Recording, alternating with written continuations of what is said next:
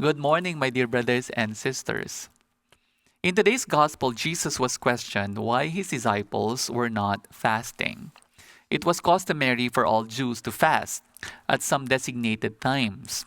However, many noticed that the disciples of Jesus were breaking the law on fasting. And Jesus' answer was not only a revelation of himself, but also an invitation to look at the true meaning of fasting. When Jesus referred himself to himself as the bridegroom, and we, the people of God, is the bride, he was referring to himself as the one to come, the one sent by God to save mankind. And Jesus made use of the Jewish wedding tradition of usually fasting while waiting for the groom. In those days, grooms may change their decisions and may decide not to come, not to appear. And thus, fasting, which was done with waiting in vigil and prayer, was made, hoping that the groom will not change his decision and still push through with the wedding. And since Jesus, the groom, was with the disciples, there was no need to fast.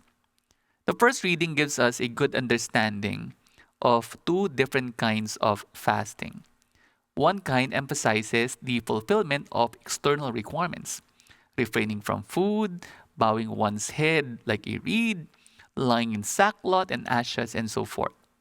Isaiah proclaims very strongly, lifting up his voice like a trumpet blast. This is not the sort of fasting that pleases the Lord. And then Isaiah describes the other kind of fasting. You will be surprised. He says nothing about abstaining from food. Instead, he directs our thoughts to the good we ought to do for others, especially the needy, freeing the oppressed, feeding the hungry, sheltering the homeless. All these are not at all what we normally think of fasting. In fact, with these examples, these are corporal works of mercy that Isaiah is describing. This is almsgiving. But this goes to show that fasting and almsgiving are inseparable. We deny ourselves so that we can give to others. We cast off from our own hearts the yoke of attachment to pleasure and comfort so that we can be free to love those around us. So, friends, the church places this passage from Isaiah at the beginning of Lent so as to teach us from the very start how to practice our Lenten fasting. If we fast with right understanding and a desire to grow in love, we will be we will not fall into resentment and nasty behavior. We will come to see more deeply that denying ourselves really increases our capacity to love others. If fasting makes us less charitable, then we are practicing the wrong sort of fasting, the type that does not please God, because it does not transform our hearts and it does not lead us to helping others.